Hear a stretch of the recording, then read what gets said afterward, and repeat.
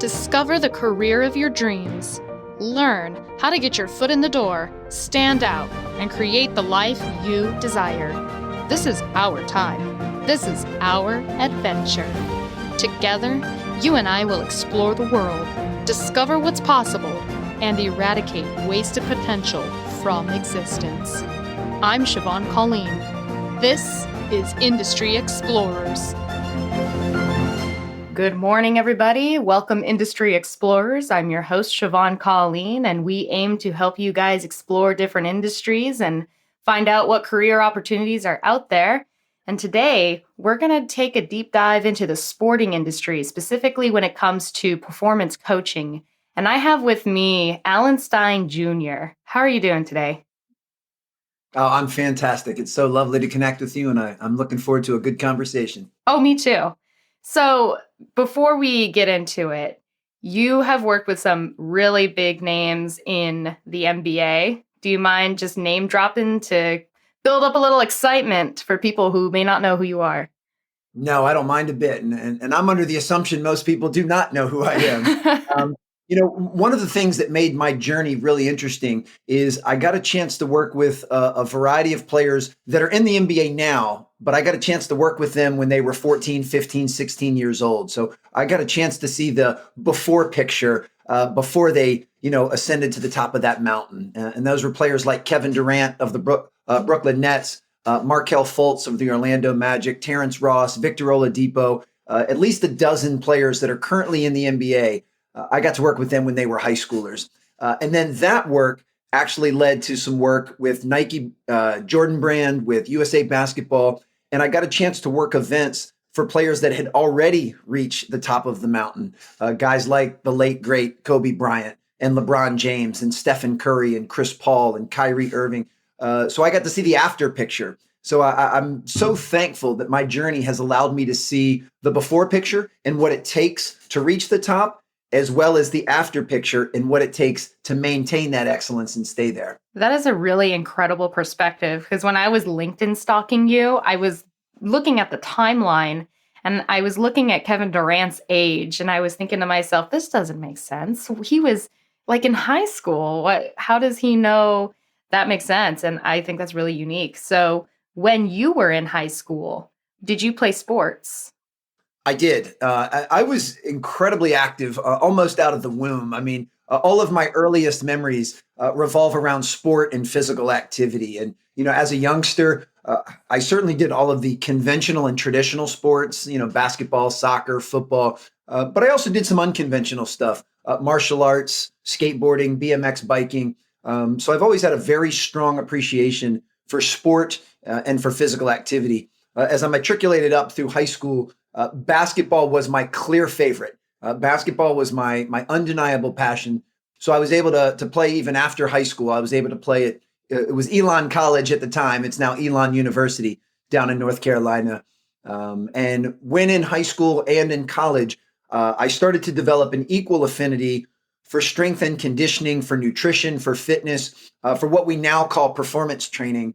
And I knew that when I graduated from college, I wanted to combine my original love of basketball with my newfound love of performance training. And that's what led me to a career as a basketball performance coach. But I have been and always will be very physically active and attracted to sport. So why Elon University? Well, a couple of reasons. One, it was a level that I could play.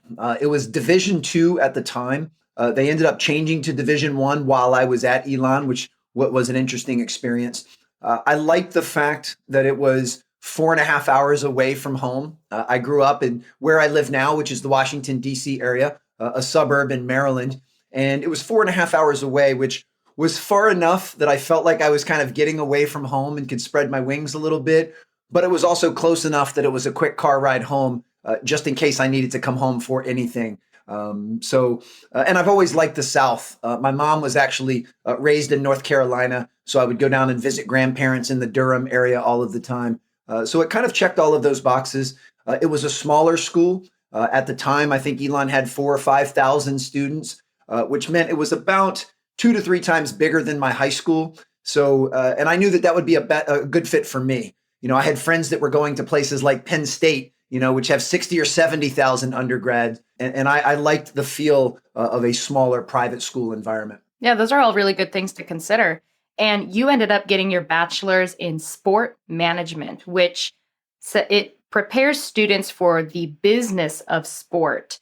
Did you have to complete an internship as part of your course requirements? Well, you know what's interesting? I kind of walked backwards into sport management. The full story is both of my parents were elementary educators. My mom was a first grade teacher for 30 years. My father started as a teacher and then became a middle school principal. And I knew that I wanted to do something involving basketball. And at that time, in the early to mid 90s, there weren't a lot of options. So I just assumed my best option was to become a teacher and become a basketball coach.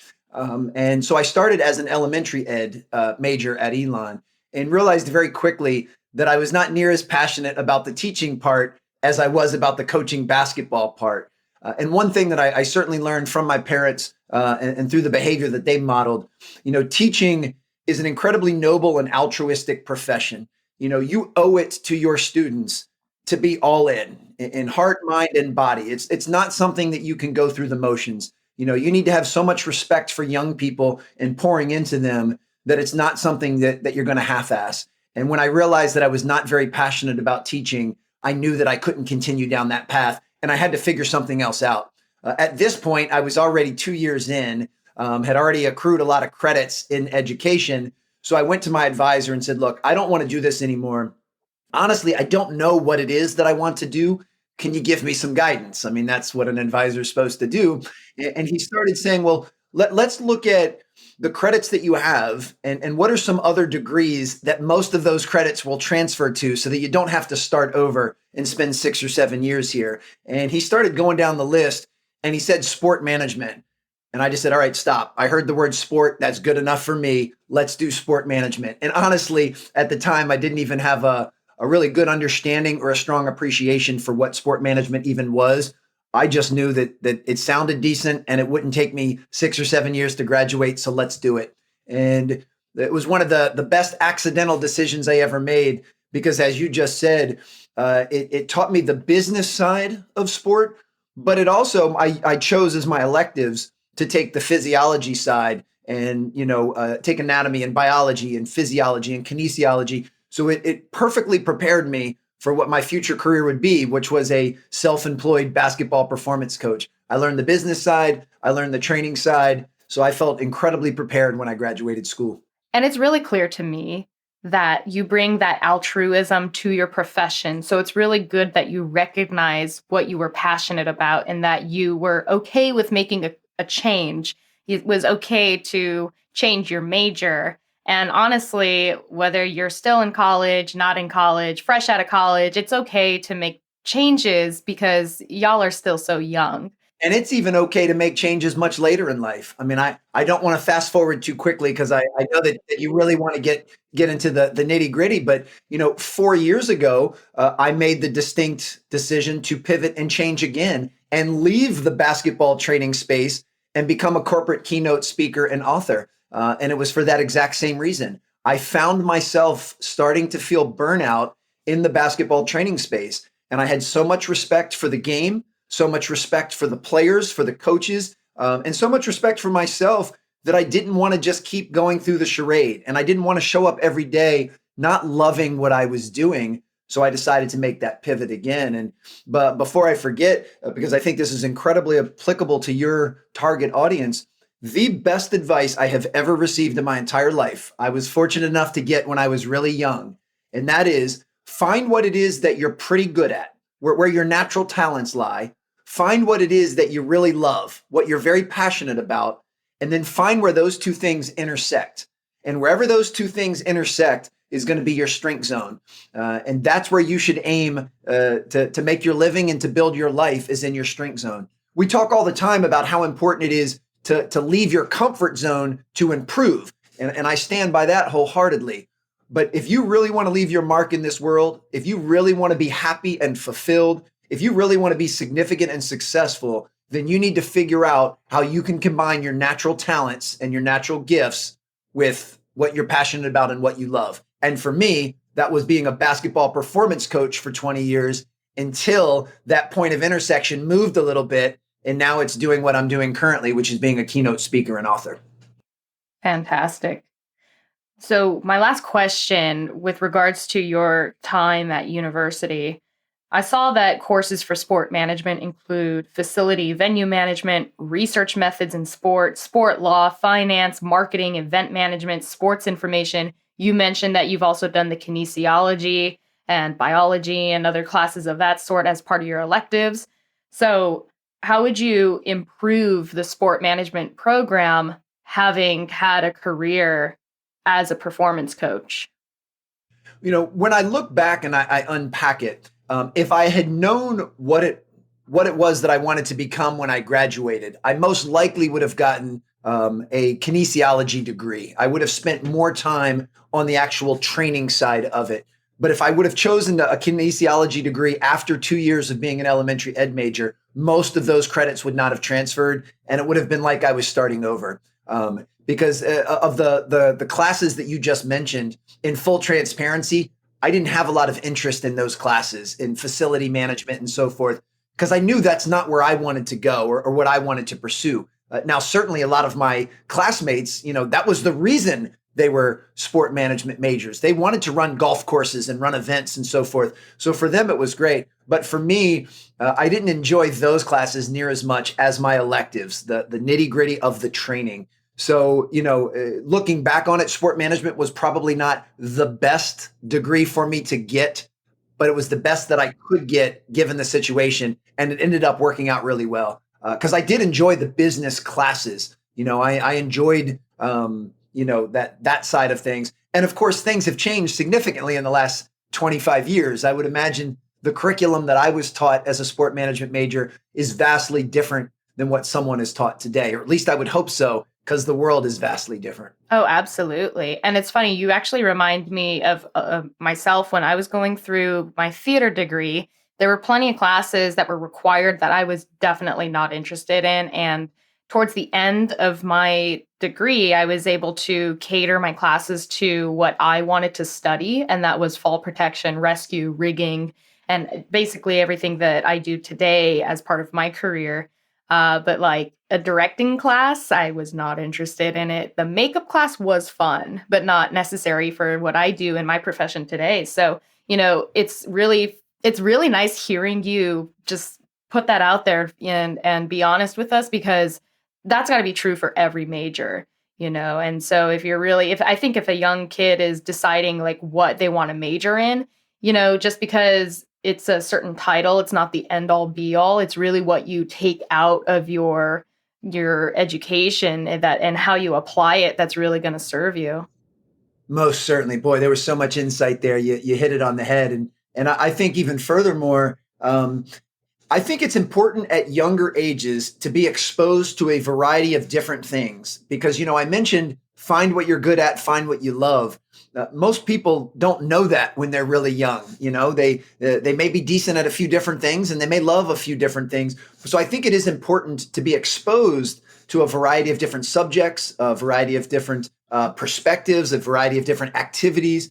Even looking back on my own childhood, I was very singular focused that all I cared about was sport. I never gave the arts much of a chance. I never gave drama or chorus or playing. I never played a musical instrument, and now that I'm a father of 3 young kids, my goal is to give them an opportunity to try all of those different things.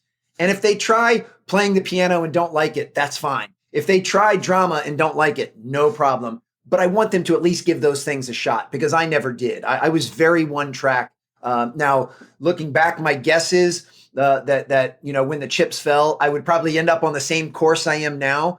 But I believe that young people should try as many things as possible. And that's one of the nice things about having a major. It's okay if you don't love every single class.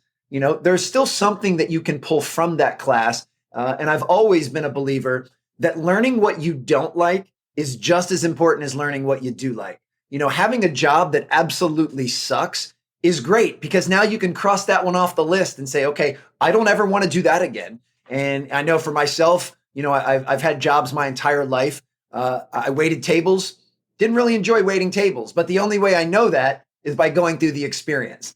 I worked in retail at a store that was very similar to the Gap. I found out I didn't like working in retail very much, but the only reason I know that is because I tried it. So I consider those experiences just as valuable as the ones, that went really, really well. And the last thing I'll say on this, and this is something I tell my children all the time, that don't ever confine your education just to your formal schooling. Yes, that is a big block of it, especially when you're young. But even my son Luke the other day, he's 10, he's in fifth grade, was talking about his teacher assigned them a book to read, and he doesn't like the book, and he's very disinterested. And I said, hey, buddy, I feel you. I did not like most of the books my teachers made me read. However, you need to do what you need to do for school. But when you're in your own free time, you can choose any book in the world to read.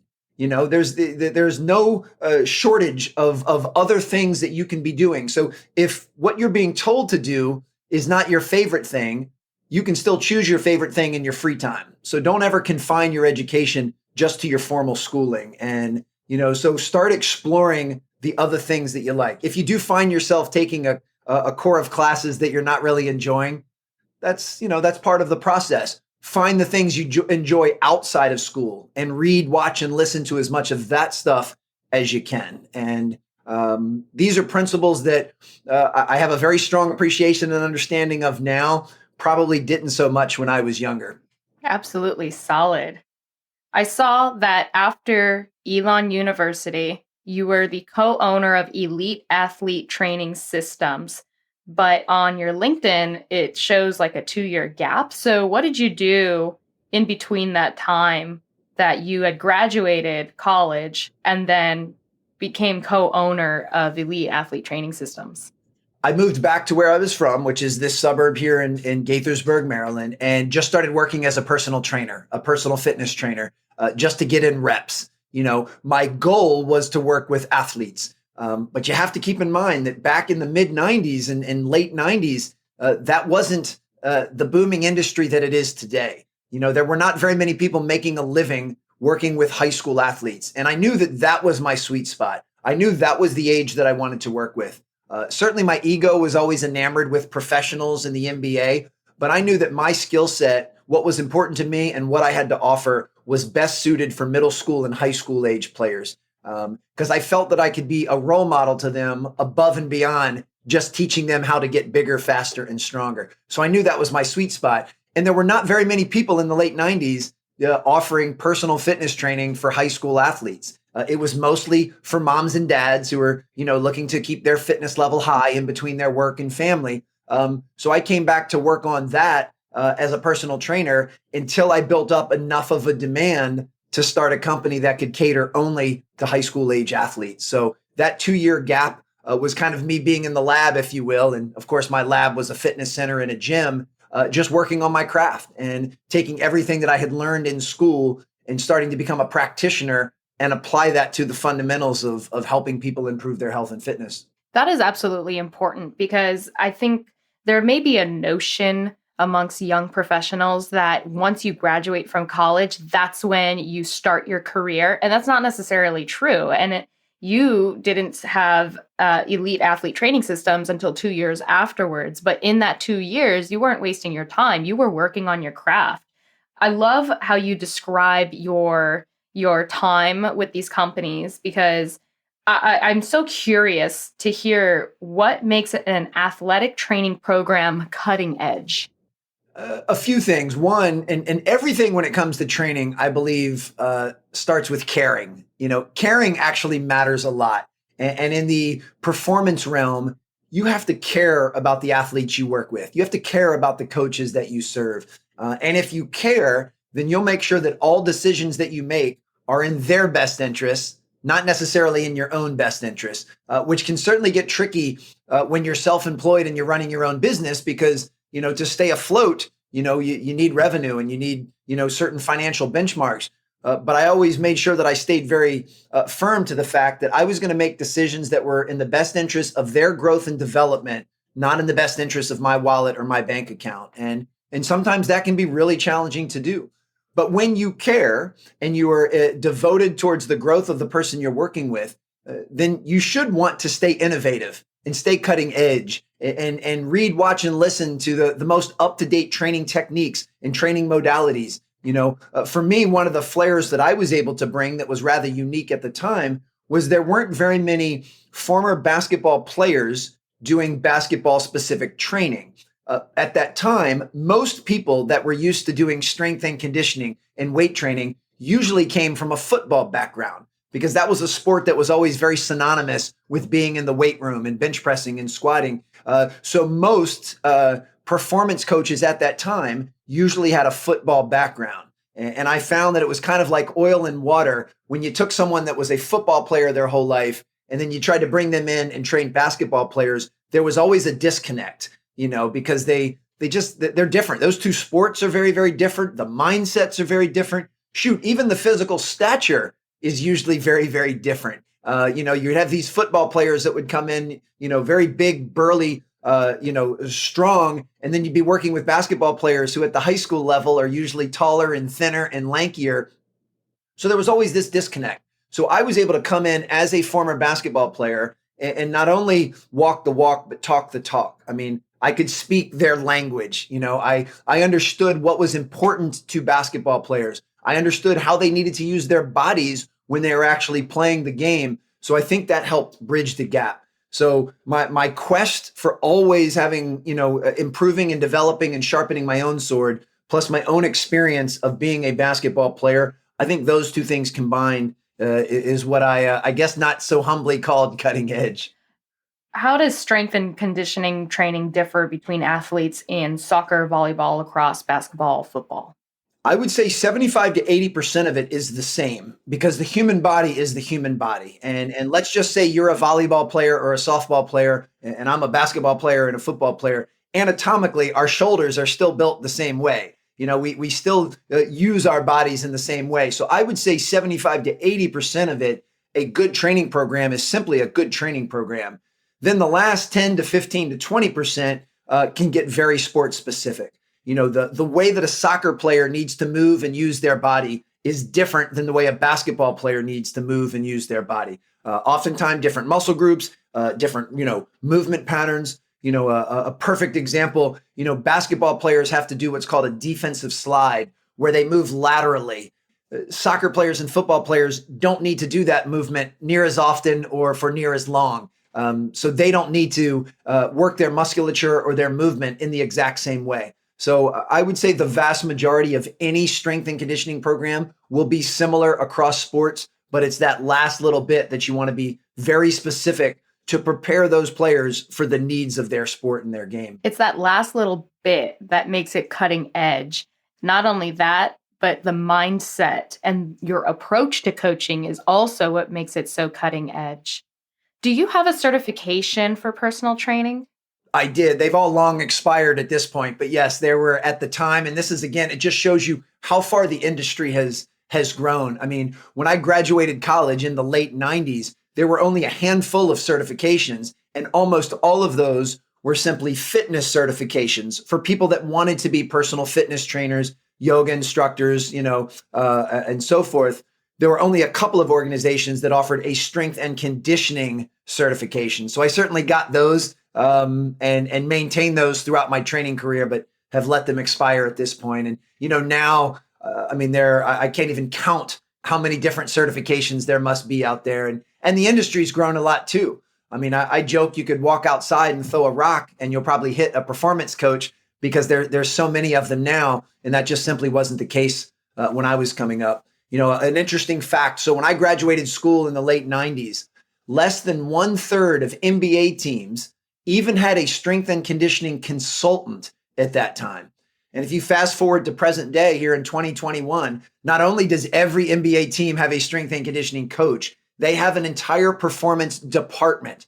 Every NBA team has a staff of anywhere from 15 to 30 people that specialize in everything from Pilates and yoga to nutrition, to mental toughness, to having a chef and a nutritionist and a athletic trainer and a physical therapist and a massage therapist and a strength and conditioning coach and a movement specialist. I mean, it's remarkable how much that's grown. And when you think that not that long ago, the late 90s isn't that long ago, they didn't even have a consultant So it's the industry has just come, with lightning speed ahead. That was one of my questions, actually, was how many coaches and trainers does an NBA team typically have, as well as describing the business structure and various roles involved in professional basketball. Because, me being a SoCal girl, I look at the Lakers and I remember growing up with Phil Jackson, and that's all that I'm really aware of. And I have no idea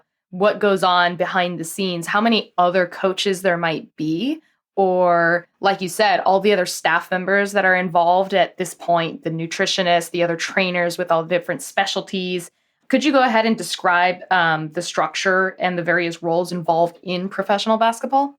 Most certainly, and to be fully transparent, I don't even know them all, and I don't have a incredibly insightful grasp. I can certainly speculate because I know they do have like a performance department. I know that it's somewhat unregulated to the point that the LA Lakers and even the LA Clippers might not have the exact same organizational structure. They might handle things differently. But generally speaking, at this point, you have to realize the NBA is so competitive. I mean, the goal for every organization is to win a championship, and they're always looking for every opportunity to get a slight edge. And clearly talent plays a massive role in that. So they'd like to have the best players, and coaching has a major role in that. But then you want to start looking for every little thing that could potentially give your team an advantage. And when teams started bringing on strength and conditioning coaches, and people started to notice the teams with strength and conditioning coaches were injured less often and less frequently. Their players were stronger and more fit. They were in better condition in the fourth quarter. People started to take notice and say, well, I guess we should hire a strength and conditioning coach. And then when another team was, ahead of the curve and said, hey, we're going to hire a nutritionist because we want to make sure that our players are fueled with really healthy food. And then people start to notice, hey, this team, once again, seems to be performing at a higher level. What are they doing differently than we are? Oh, they have a nutritionist and a chef. And then you could say that for almost every single area. One of the big hot ones now is mental skills coaching and mental performance coaches, mindset stuff that's always fascinated me. 10 years ago, it was the same thing. I think only a handful of teams had a mental performance coach. Now they all do. And many of them have several. You've got kind of a mental performance coach. You've got a psychologist. It's pretty remarkable. And so every team is different.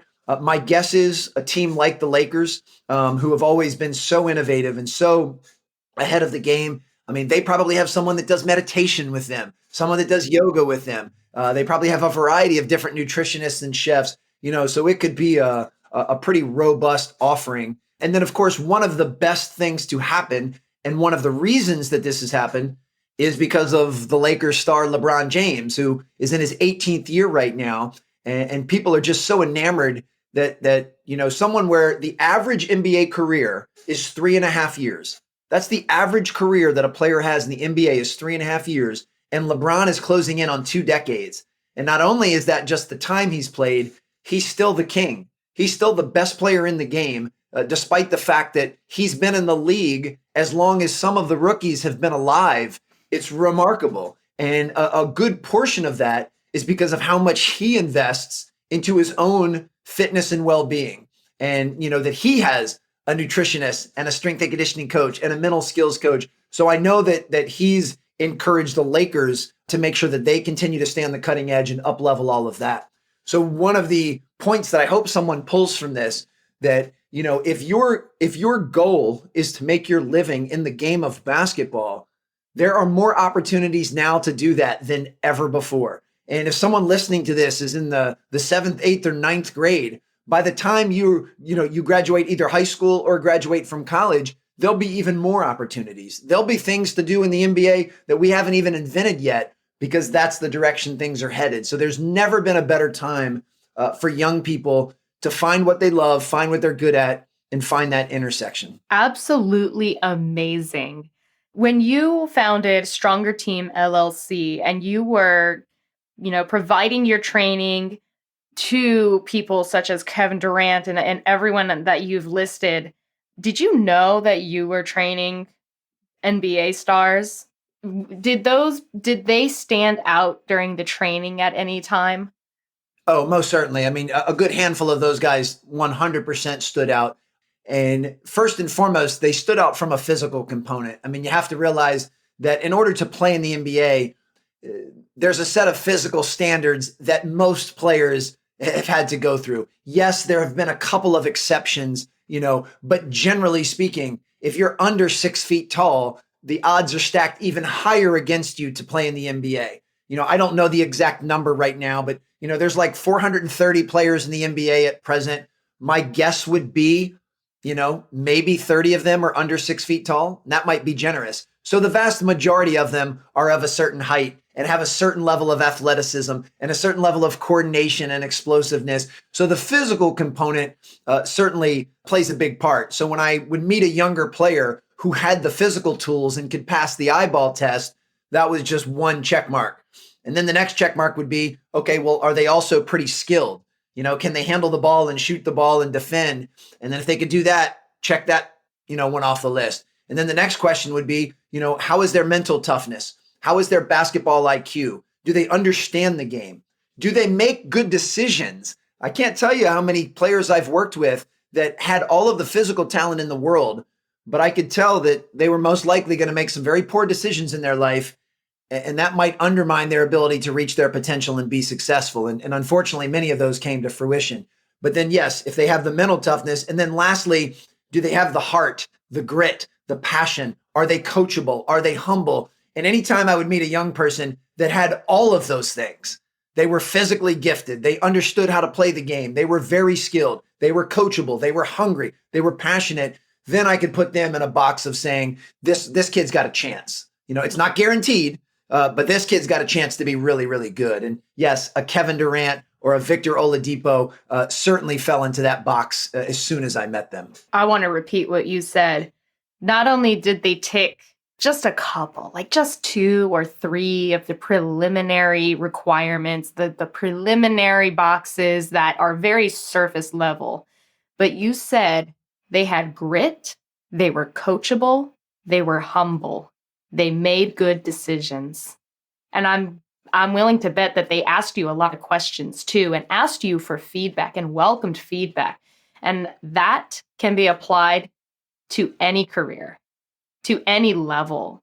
Well, the nice part about this conversation that we're having, and I don't know, you may have some listeners who do have the goal of playing in the NBA or the WNBA, and that's wonderful. But if you do not want to actually play a professional sport, the nice part is then the physical box to check off is not near as important. I'm still a huge believer that regardless of what industry you work or what your goals are, it's in your best interest to be physically fit and to be well. You need to take care of your body so that you can have high energy. Mind and body are very directly connected. So when you take care of your body, it allows for better critical thinking skills and processing skills. So to anyone listening, I do recommend that you take care of yourself physically, regardless of what industry you're going into.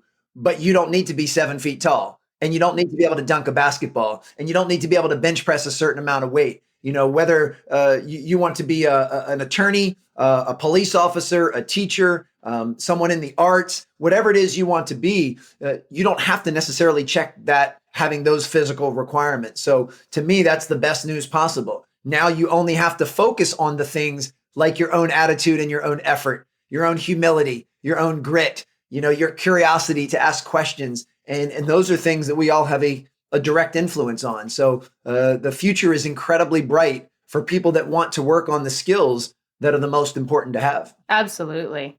And you know what? I love that LeBron James is still in the game after 18 years, because I look at someone like him and I'm inspired, because I don't know about you, but I've heard a lot of people in their mid 30s, early 40s even, who are saying, oh, just wait till you get to my age. It's all downhill from here. And, I'm sure that's maybe true to some extent, but I mean, my personal trainers, they're active National Physique Committee competitors. So they do the bodybuilding and they're in their 50s.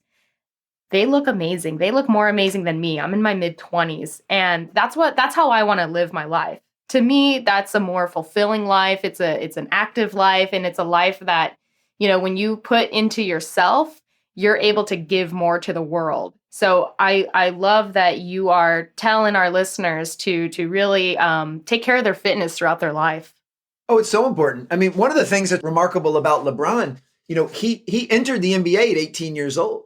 So he spent half of his life playing in the NBA. And I'm not even saying that for dramatic effect. It is mathematically true. 18 of his 36 years have been playing professional basketball. And then you could take someone like Tom Brady, the former quarterback for the New England Patriots, wins 6 Super Bowls, is crowned by most people as the greatest quarterback of all time. And in his early 40s says, you know what, I'm just going to start over, move down to Tampa Bay and play for the Buccaneers and start again. And to me, that's remarkable. And it's not even just those two. I mean, anytime I see someone like J-Lo or Beyonce perform, yes. And I'm like, my goodness, they're performing like they're in their early 20s. Yeah. And they're not, Yeah. I mean, they've taken really good care of themselves for sure. But yeah, I'll actually, at the time of this recording, I don't know when this will air, but I'll turn 45 in a couple of weeks. And I feel better than I've ever felt. I mean, this is mathematically, I guess I'm technically on the back 9. I guess most males in the United States, they live around 80 years. So I'm well into the 3rd quarter of my life, but I don't view it that way. And, I try to make sure that I am mentally, physically, and emotionally fit. And I work really hard for that. Because I tell people, boy, 45 is going to be the best year I've ever lived without question. So I don't look at any of this as, oh, I'm on the backslide now. And part of that reason is, I have some friends and some colleagues that are in their late 50s and early 60s who are absolutely loving their lives. They're more successful in their relationships, in their finances, in their fitness than they've ever been. And I'm like, wow, those people are still 15 years ahead of me. I can't wait to keep, that pursuit and keep going after that. So by all means, I'm incredibly thankful for the first 45 years that I've had, and I've learned some really good lessons and some hard lessons. But absolutely, this next 45 is going to be 10 times better. Dude, I cannot wait to repurpose this content and inspire everybody. Like, I know my target audience is students between 14 and 24, but holy shit, dude, this is honestly so amazing. I hope I inspire people in my family. If you don't mind, if I go on a quick tangent, because I'm I'm feeling like we're on a roll. I'll also say right now at 45, this is the most open that I've been to receiving feedback and to being coached and to learning. Now, this has been a process, but one of my biggest issues when I was in the target demographic of your listeners, when I was 14 to 24, I was incredibly hard-headed and very judgmental. And I thought that I knew everything. And it's so funny that, at 18, I thought I knew everything. And at 45, I am so hyper aware of how much I don't know. It's part of that I do think is a rite of passage. I do believe a lot of teens and early 20 folks go through that stage where, they think they know more than they know. They think they have life's questions already answered. So I'm not beating myself up over that. And that was part of my journey. That's part of what brought me here. But people often ask, Alan, if you could give yourself some advice if you went back in time, what would you tell yourself? And I always laugh because I say, well, I wouldn't even listen to myself because I went through life with blinders on. And I can't tell you how many times my parents or a teacher or a coach said something to me and I just rolled my eyes like, this person's an idiot. I already know this. And, I had to go through that to get to where I am now, to have a much stronger appreciation for feedback and for coaching and for humility. I certainly lack some humility at times in my life. So with that, the goal is just to continue to get better and progress forward. So any of you listening right now that are, 20, 25 years younger than I am, the best advice I can give you is acknowledge that there's a lot of people out there that know a lot more than you do at present, and you should be thankful for that. You should try to surround yourself with those people, learn from those people, ask for those people to give you feedback, because it will only help you, further on down the road. And, thankfully I came to my senses probably in my mid 30s. It's probably been a decade now that I'd like to believe I've had my head screwed on straight, but that was definitely a process. Oh yeah, absolutely. And you know what? I think there's a lot of young people who put this pressure on themselves that they have to prove themselves. And I'm a woman in a male-dominated industry. So when I'm on, something similar to a construction site, but just other types of job sites, and I'm the only woman there. When I was in my early 20s, I put a lot of pressure on myself to prove myself, and I definitely wasn't very. I didn't accept feedback very gracefully, and that's something that I've learned. I like to think I kind of learned it quickly, because I definitely suffered through that terrible mindset for a couple of years, and now at 24, 25, I like to think that I'm more graciously accepting feedback now. So do you have advice for young adults who may catch themselves not practicing humility, or who are catching themselves kind of in that mindset that they have to prove themselves? Oh, most certainly. I've got more than enough for you. So you'll probably have to tell me when to stop. Sounds great. I have a good coaching friend and that says this all the time. He says, you need to be more focused on improving yourself instead of proving yourself. Focus on your development and your growth, and the rest will just fall into place. And that is really true in basketball. A lot of young players feel this need to get exposure. And they're always saying, how can I play in front of bigger audiences or play in front of more college scouts? And what we would always say is, you just need to work on being the best player you can be, and those people will find you. If you worry so much about getting exposure, you'll most likely expose many of the weaknesses that you have. So you don't even want to do that just yet. You want to wait until you're the most accomplished player that you can become before you even want some of those people to see your game. Because if they see you right now, it's going to be a bit premature. And, there's so much truth to that. I mean, I've even experienced that as a professional speaker. I know, in my first years of speaking, I wanted some of the biggest companies and biggest brands to hire me to speak. And I'm so thankful that they didn't, because I was not ready at the time. And that would have not been my best audition. Now that I've got a few years under my belt and many of those big brands are reaching out, I feel incredibly prepared. And that's because I've been spending the last few years improving myself, not trying to prove myself. And what I'll say from anyone that's dealing with a lack of humility, it's going to catch up with you. Life, if there's one thing I know about life, it will humble you. And it'll humble you at some very inopportune times. So it's always best to have humility. And coming from someone that has been around some of the world's highest performers, the Kobe Bryants, the LeBron James, the Kevin Durants, what those guys did so brilliantly was, yes, they were incredibly confident. I mean, they had so much confidence in themselves. But the reason they had confidence was because they earned the right to be confident through demonstrated performance during the unseen hours. When you were in a gym with no one else in there and you were putting in hundreds of thousands of task-specific repetitions, in this game, shooting the ball, you're going to build some confidence. There's a reason Stephen Curry is the most confident shooter on the planet, because he's probably taken more shots during the unseen hours than the rest of the world combined. So it's not an accident. His confidence has been earned. But all of those guys, they blend confidence with humility, which means no matter how good they are, they know they can still get better. No matter how good they are, they know there are still some coaches out there who can help them improve. No matter how good they are, they recognize that they're going to have a few blind spots and they need someone in their life to give them the feedback to help them to continue to improve. That was the one thing that I learned about being around those elite players. If you could prove to them that you had something of value that could make them better, they would welcome you with open arms. They want you to be around them. As soon as they thought you had nothing to offer them to get them better, and you had some type of hidden agenda that you wanted something from them, they will wall you off immediately. So as long as you could prove to them that you could actually improve their game or raise their game, they would welcome you in. So I think that's what's most important. All of us should be working to become as confident as we can in the things that we're pursuing. And we earn that confidence through repetition during the unseen hours. But we never, ever want to lose our humility. As soon as it bleeds over into arrogance, into cockiness, or even worse, into some form of narcissism, you have basically put a cap on your ability to grow and develop.